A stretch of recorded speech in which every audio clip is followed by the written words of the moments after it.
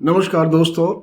आज एक serious topic पर मैं आपसे बात करने जा रहा हूं और वो है जैसे कि अब एग्ज़ाम का समय आ रहा है बच्चों का।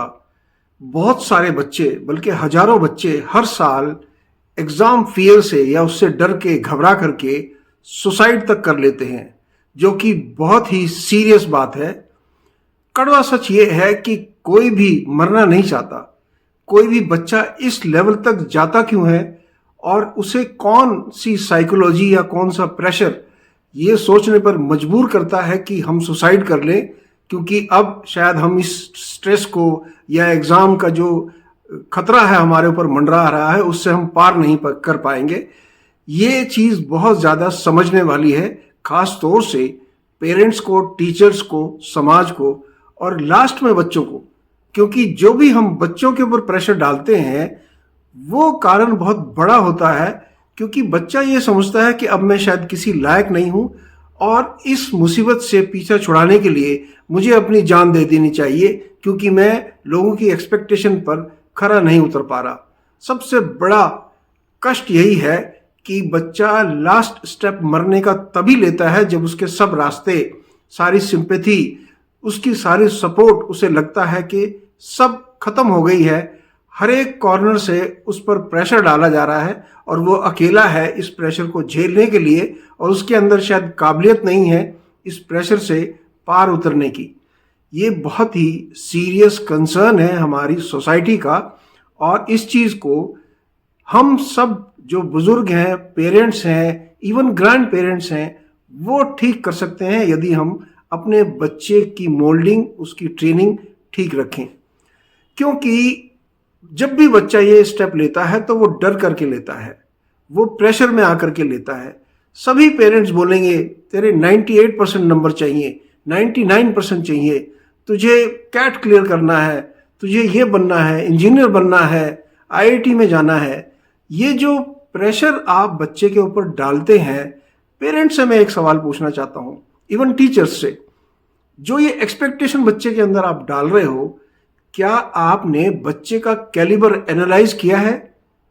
बचपन से क्लास 1 से लेकर के और अब तक वो एवरेज किस लेवल का स्टूडेंट रहा है, क्या आपने ये एनालाइज किया है?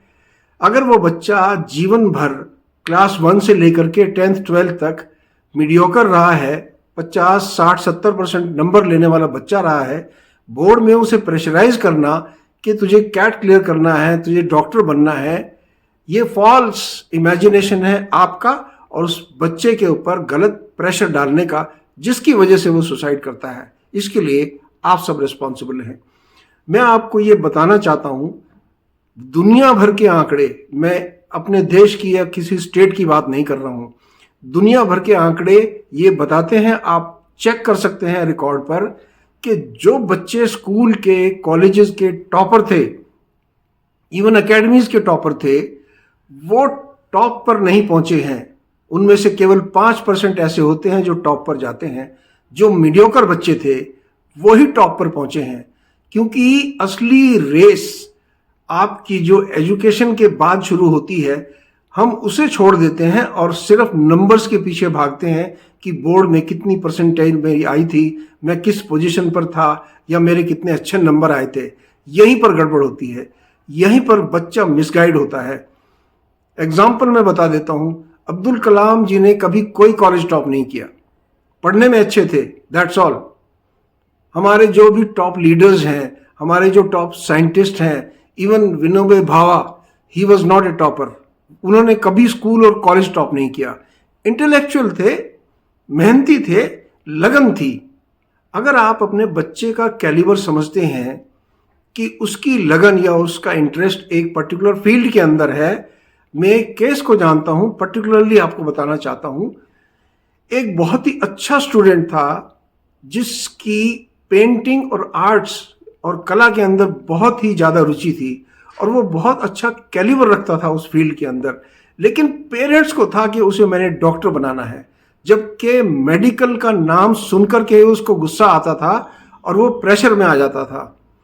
फाइनली पेरेंट्स की गलती बताऊंगा और टीचर्स की बताऊंगा कि उसकी वजह से उस बच्चे का जीवन बर्बाद हो गया और वो कुछ भी नहीं कर पाया। जीवन भर अनएम्प्लॉयमेंट से जूझता रहा, क्योंकि जो चीज़ जिसमें उसे धकेला गया था वो उसका इंटरेस्ट भी नहीं था और उसके अंदर वो परफॉर्म भी नहीं कर पा रहा था, और जिसके अंदर वो परफॉर्म कर सकता था वहाँ उसे पेरेंट्स ने जाने नहीं दिया। तो सबसे बड़ी गलती हमारी होती है, या तो हम अपनी स्कूल की कॉलेज की रेपुटेशन के लिए बच्चे पर प्रेशर डालेंगे, या किसी फिल्म को देख करके बताएंगे कि उसने जीरो से हीरो बन के दिखाया है तो मेरा बेटा या मेरी बेटी भी ऐसे बनेगी। ऐसा बिल्कुल नहीं है। जीवन सबके लिए बिल्कुल अलग है। नॉर्मल आदमी, चाहे वो किसी भी फील्ड में है, दुनिया में टॉप मोस्ट फार्मर्स हैं जो शायद बिना पढ़े लिखे हैं और अच्छी खेती कर रहे हैं, जीवन अच्छा चला रहे हैं। जीवन में बहुत अच्छे पॉलिटिशियन रहे हैं जो शायद पढ़े लिखे नहीं थे, जिनके नंबर कम थे, लेकिन वो अच्छे मैनेजर थे। जीवन में बहुत से बच्चे जिनको पेरेंट्स साइंस में धकेलना चाहते थे लेकिन उनकी आर्ट्स में रुचि थी, वो बहुत बड़े कलाकार, म्यूजिशियन, फिलोसफर इस तरह से बने। इसलिए बच्चे का जो भी एटीट्यूड है आप उसे पहचानिए एज ए पेरेंट, और आपकी ड्यूटी बनती है कि अपने बच्चे को उस फील्ड में सपोर्ट करें। सेकेंडली, कभी भी बच्चे के ऊपर ये प्रेशर मत डालिए कि अगर तू फर्स्ट नहीं आया, तेरे इतने नंबर नहीं आए तो फिर देखना तेरा क्या होगा। क्योंकि रिसेंटली भी इवन अभी एग्ज़ाम शुरू हुए हैं, जो डेटा बताते हैं कि 15 से 20 बच्चों का सुसाइड का रिकॉर्ड तो मैं जानता हूँ, और ऑल ओवर इंडिया शायद इससे ज़्यादा होगा, जो हम बहुत ज़्यादा इग्नोर कर जाते हैं। और बाद में आजकल दुविधा ये भी है कि एक एक बच्चा है सबके पास। अगर वो ही इस तरह की एक्टिविटी कर लेता है तो मुझे बताइए कि आप ओल्ड एज में करने क्या वाले हैं। उसे साइंटिस्ट नहीं बना पाए, इसलिए वो फोर्स कर दिया गया, प्रेशर में आके उसने सुसाइड कर लिया। अब क्या है आपके पास? मेहरबानी करके मैं पेरेंट्स, टीचर्स और जो भी उनके मेंटर्स हैं ये रिक्वेस्ट करता हूँ, बच्चे को मेहनत करनी सिखाइए। उसे सिखाइए कि तुझे अपना बेस्ट करना है, लेकिन उसके लिए कोई टारगेट लाइन मत बनाइए। अगर टारगेट लाइन बनानी है तो बच्चे को बनाने दीजिए, क्योंकि बच्चा आपसे ज़्यादा समझता है, वो अपनी प्रॉब्लम को समझता है, वो जानता है कि मैं 90% ला सकता हूँ या 70% ला सकता हूँ। फोर्स मत कीजिए आप उसे, क्योंकि कल को जो कॉम्पिटिटिव एग्ज़ाम होगा उसका पैटर्न ही अलग होता है, उसकी टेस्टिंग ही अलग होती है, उसकी रिक्वायरमेंट अलग होती है।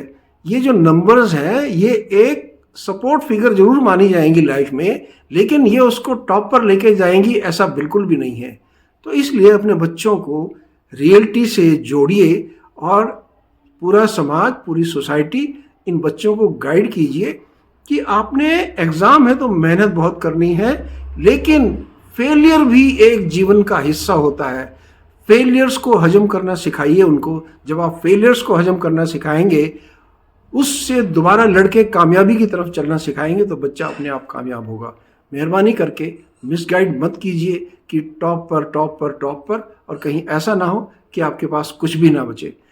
ये वीडियो मैंने जानबूझ के इसलिए बनाई है कि आज की तारीख में भी, रिसेंटली भी कई एक ऐसी दुखद घटनाएं हैं कि बच्चे एग्ज़ाम से 1 घंटा पहले, कितना स्ट्रेस होगा उस बच्चे के ऊपर कि एग्ज़ाम से 1 घंटा पहले उसने नहर में कूद करके जान दे दी। दुर्भाग्य है हमारे समाज का। प्लीज़ अपने बच्चों को ठीक से गाइड कीजिए। अगर वो किसी चीज़ में कमज़ोर हैं तो उनको सपोर्ट कीजिए, उन्हें कहिए कि आप अपना बेस्ट करके आए, नंबर की चिंता मत कीजिए, क्योंकि नंबर आपके बच्चे की लाइफ से बड़े नहीं हैं। ये समझ करके चलना होगा हमें एज पेरेंट्स, एज टीचर्स और एज सोसाइटी। मैं उम्मीद करता हूँ कि आप सब ये वीडियो यदि आपको अच्छा लगा है तो अपने बच्चों से शेयर कीजिए, उन लोगों से शेयर कीजिए जिन पेरेंट्स की एक्सपेक्टेशन इम्प्रैक्टिकल हैं। अच्छी एक्सपेक्टेशन रखने के मैं खिलाफ नहीं हूँ, सब चाहते हैं मेरा बच्चा ऊंचाई पर पहुँचे, बहुत अच्छी बात है, लेकिन आप अपने बच्चे को पहचानिए। आप उसके पेरेंट हैं, आप उसके टीचर हैं, आपको पता है कि इसका अल्टीमेट कैलिबर क्या है। वो बॉक्सर बन सकता है, स्विमर बन सकता है, वो फिलोसफर बन सकता है, साइंटिस्ट बन सकता है, डॉक्टर बन सकता है। ये चीज़ आप उसके अंदर ढूंढिए। फिर भी उसका अपना कोई एटीट्यूड है तो उस तरफ उसे सपोर्ट कीजिए, वो डेफिनेटली कामयाब होगा। उम्मीद है कि आपको ये वीडियो अच्छी लगी होगी। अगर अच्छी लगी है तो प्लीज़ इसे लाइक शेयर करें।